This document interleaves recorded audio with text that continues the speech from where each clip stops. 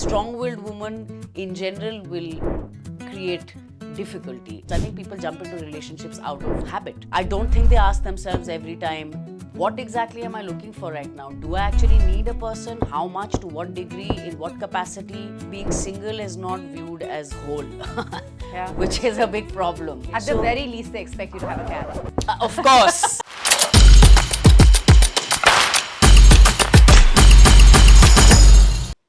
Hello and welcome to Rulebreaker. We're breaking some rules. But what rules are we breaking?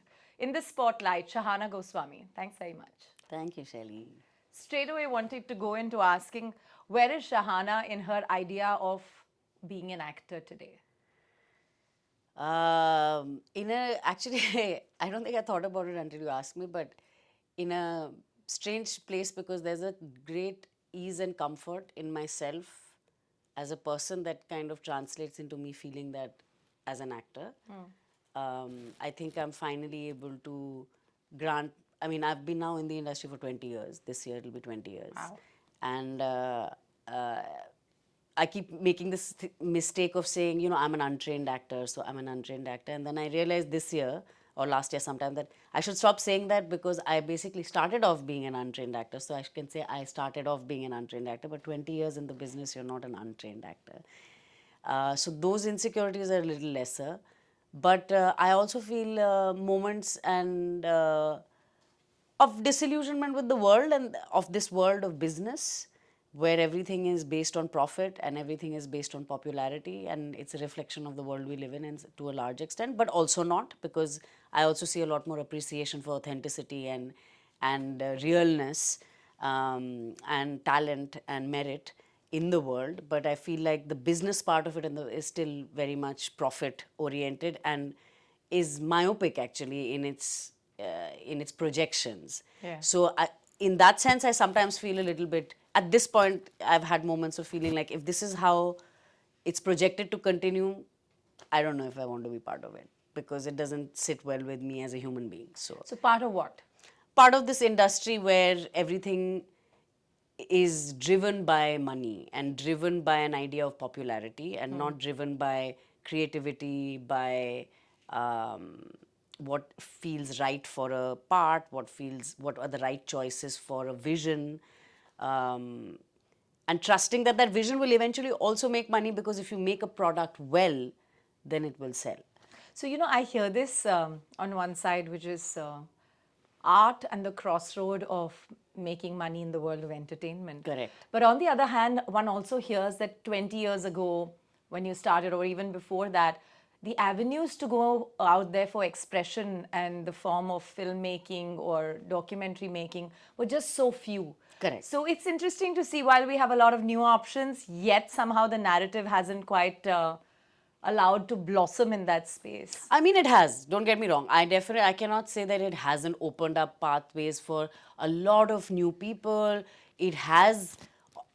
So on the one end, it's open and it allows for a rush of creativity, new people, new talent, because the audience is also appreciating that. Yeah. And there's scope and space for it. But on the other hand, the people that are deciding how to progress and how to continue are making choices that are contrary to this opening. That's what's happening. There's a bottleneck happening over here, which is again trying to streamline it into money, popularity, eyeballs, the viewership, all that, which no longer about the discourse and the discussion around what is being watched. You know, so that becomes the issue. Yeah. In my mind right now. Yeah. So, you know, like as an artist, how would you say today the industry needs to perhaps reinvent? And why am I asking you this? Because again, lots of women on this show come and talk about the need for people to start thinking of art in its real art form. Perhaps your experience, if any, different in the international markets? I would say overall, so for one, I feel like India is such a huge market, so much so that there are international, companies and agencies and platforms coming in, because India is such a huge OTT market, such a huge market for Eyeballs. viewership, right? Yeah. And yet we have a varied number of audiences. You will have a show like Gandhi Baat going into season 4, and you have a Patal Lok and other shows that are or Kohra, which are known for, which are very different and different from the run of the mill that has come, and you have everything in between.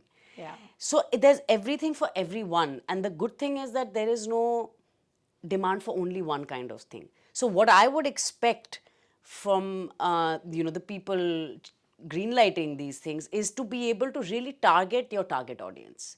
Don't try and make everything for everyone. You cannot, and that's silly in a world where there's so much that you're competing against. There's so many distractions, and not just within the world of what you're creating, but just with human beings, with other social interactions, with social media, with people's own lives being documented on social. Like, there's so much more going on in people's lives. Yeah. Right? So, in that sense, there is space for a lot.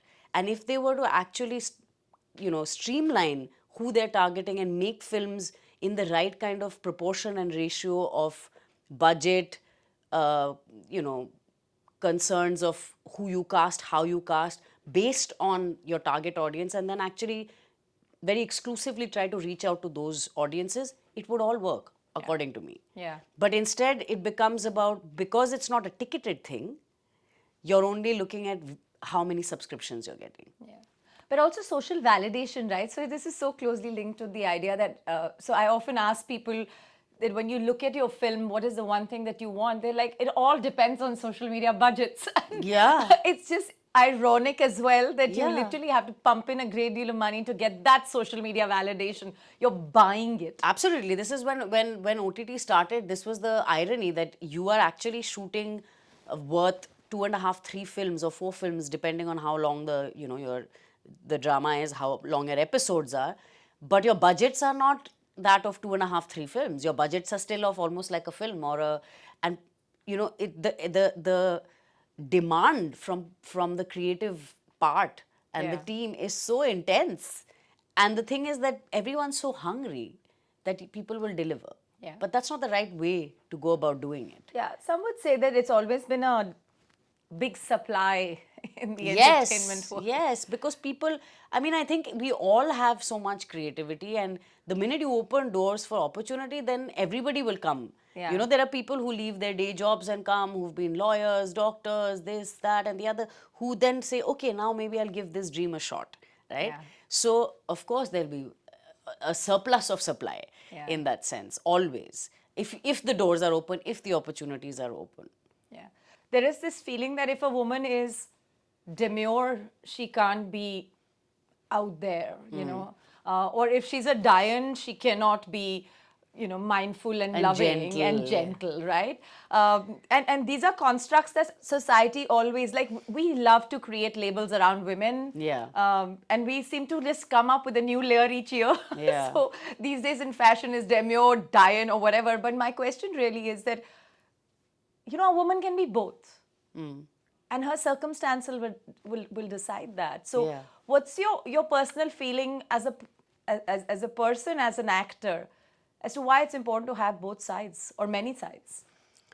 Absolutely. I feel like it's important to have all sides. I think that we live in a world where, there's a tendency to feel the need to polarize, and we don't. It's not like anger is not a sin. It's an emotion. And when used correctly, it is necessary. Kindness is not always a virtue. If you're kind in a moment where you needed to be firm, you were weak. Yeah. So these are the mistakes that we make, that we have put up certain ways of behaving on a pedestal and said these are virtues, and other ways of behaving as not undesirable or socially unacceptable. But if you look at, which is why I love mythology, if you look at mythology, it in no way, or spirituality, it in no way differentiates between the two. Everything has its place. There is a time to be firm, there is a time to be gentle, there is a time to be completely neutral and detached and unemotional. There is a time for each of those things. And I think the problem becomes that, like you said, there is a tendency to have to fit into or identify with the largely provided Narrative. compartments and narratives about being a woman. And I Yeah. feel like that's something that I personally also like breaking in my own life. Like, I have a part of me that is very traditional and very I am spiritual, I am religious, I am very rooted in my feeling and connection to ancient wisdom and knowledge and all of that. I love interacting with older people. I have this thing with history and the past, and I value that. But at the same time, I'm not a blind believer in anything. I will not be, and I also like following rules and discipline, but only if it makes sense, not if it is being done from the point of somebody imposing something on you. Yeah. So there, then I will be defiant, or I will carve my own path or choose my own way of being depending on what resonates with me, and then own that part of me to be able to say that no, this is how I choose to live. And because I have the balance of knowing that I also have a side that knows how to submit, that knows how to surrender, that knows how to give in to life, to circumstances, to people, to myself, to other parts of myself that I don't like, all of that, then I can take a stand when I need to be firm and need to be, unapologetically myself. Yeah. I wonder if you recognize that you come from a position of privilege to be able to have the option of doing all of this and living the life that like you'd like to. Of course, that's a given. I mean, Is it financial everything. independence that's helped you perhaps make time for assessing your life with these filters? I think it's a combination of things. I think for me, I feel more strongly that I have a family that has given me that space. And I don't know what it would be like to constantly be in conflict with your family and trying to convince them, or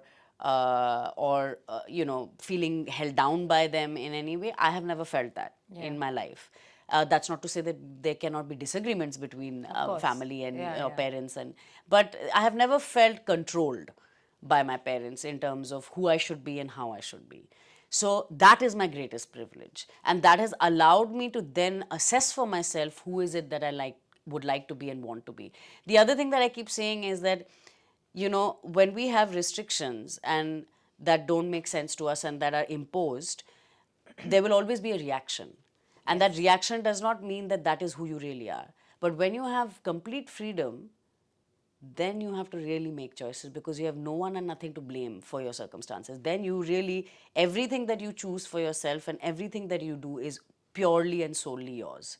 And your mistakes are yours, your successes are yours, I mean, of course, when I say yours, there are many other aspects to it, but what I mean is those choices, you have nobody to blame. You have nothing to blame then.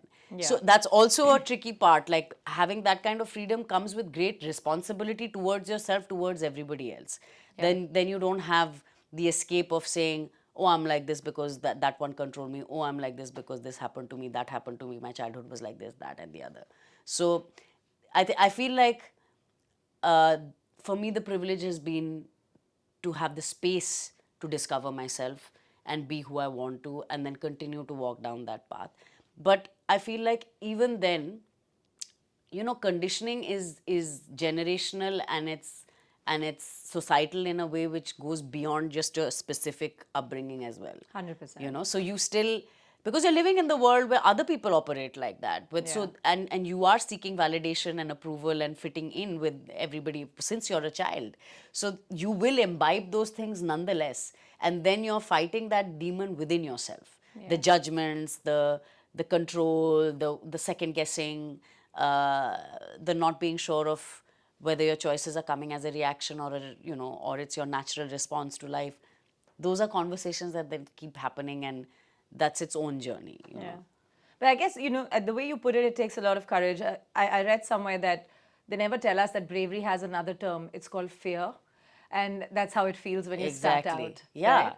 I mean, they're two sides of the same coin. Yeah. It's willingly going into your fear. Yeah. Knowing that you'll come out of it stronger and more evolved in some way, or with little less fear. Yeah. But yeah. So, a link to this are conversations that our society is constantly today grappling with. I am asking a lot of people this question on Rulebreaker. Is it time for us to rethink the idea of what marriage as an institution is? And I'm really curious about your thoughts because you've been in a few relationships, and really curious to know what you feel about the construct that marriage is. I've been in two, for example. Yeah. Well, I think, yeah, definitely there is a need to reevaluate, because I think it's something that we've ended up passing down generationally as a fixed construct, and there hasn't actually been too much discussion and conversation around it. Marriage has always been talked about as a partnership between two people that is exclusive sexually, emotionally, and in terms of being in each other's lives, building a life together, having children, all of that. Yeah. There is no other construct of marriage that has ever been discussed, or now perhaps now there are people speaking of, let's say, open marriage, or in parts of the world people are talking about polyamorous relationships where there are marriages involved, or but these are very new things that have started coming in. And in this respect, are they confusing love with marriage really? Also, but even then I feel like, even if we look at the separation between love and marriage, like you said, that love is one thing and marriage is another thing, because it's a kind of commitment to a partnership. It's like pairing up with someone that you have a company with, or Yeah. that you're building something else with. It's a larger sort of zoomed out kind of perspective to things, but at the same time it is based on a kind of personal connect that you have with each other. Unless it's something that you're doing as an arranged situation, which is meant to be for other reasons, where for practicality of life, for creating a family dynamic, you know. And when I say family dynamic, I don't mean just to have children, but to have someone as your partner And who be you come back responsible to for and it. be responsible to, and Yeah. in a more technical way. That's Yeah. different. But in every case, it still needs a conversation. And I think that that's the thing that is lacking the most: conversations around what is our need for marriage, what are we expecting from marriage, what are we even asking ourselves those questions, or is it a default mode? Yeah. That is my main you know concern around marriage specifically today. Even relationships, I think people jump into relationships out of habit. Yeah. I don't think they ask themselves every time, what exactly am I looking for right now? Do I actually need a person? How much? To what degree? In what capacity? How would I want it to go? It's not there, because again there is a narrative about relationships and the contrary being loneliness. Yes. Being single is not viewed as whole, Yeah, which that's is a true. big problem. Yeah. You know, by society looking at a single person, but also a single person feeling that about themselves. Yeah. At the very least, they expect you to have a cat. Of course. So, these are things Yeah. that I feel, but I also feel like it's shifting and changing a lot, which is Yeah. why I also like talking about this aspect of my life, because I feel like, it's evolved and changed a lot. I think from when I was young, I always felt that there should be, my greatest relationships have been my friendships, because I feel that's the one equation where you put no conditions on each other And talk freely. and talk freely, and yet Yeah. you're constantly growing and evolving and learning to understand each other, and every friendship is different. Yeah. It is not a kind of cookie cutter mold where you have every friendship is the same. The way Yeah. you show up and the way you are in each friendship is different, and yet we're not able to do that, give that, and the baseline of a friendship is always trust and love.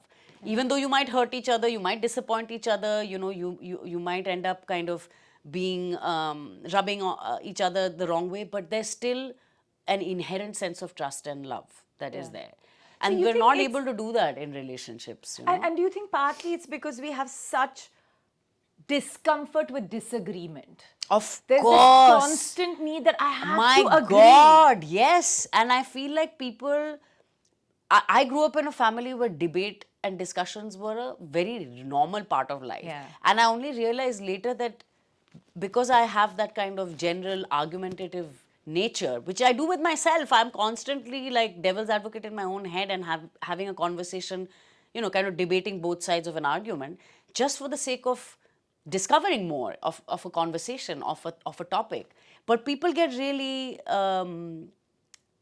uncomfortable Yeah. with that kind of thing, and and yet they are constantly also dealing with the difficulties that come with suppressing your expression and suppressing your need to have that conversation.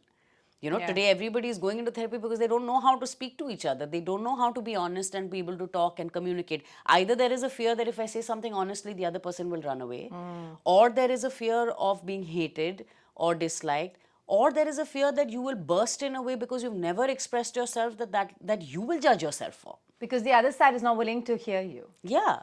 Yeah. And both people are coming from the same space. Yeah, that's true. I never thought of that. You know, and that's happening everywhere in relationships, in politics, in the world. The polarity is only people are not able to converse with each other while keeping healthy room and space for disagreement. You know, this takes me to a question that I myself sometimes find really hard to bring on the table, which is that, do you feel the society, despite all the conversations, the movies, the discomfort that we're creating with some amount of debate, if not enough, around a strong-willed, opinionated single woman, is there still an enormous amount of stigma around the idea of being that person? You know, I would say I'm not entirely sure. In some ways, yes, but in many ways, no. And I feel like this is the thing where I always talk about India specifically. Yeah. You know, because India, whenever people try to describe it in one capacity, you can't. Yes. And I think that India is a beautiful example of dichotomies existing side by side. You will have a space where women don't feel empowered enough, and yet you have very strong female presence. I mean, where the subcontinent is the place where women prime ministers have been in Many times. and never in the Western, West, yeah. you know. So, or you have the Devi, or you have the fierce Devi, so you have a figure like Kali or a Durga, which is pretty much exactly that. And all men worship them. Exactly.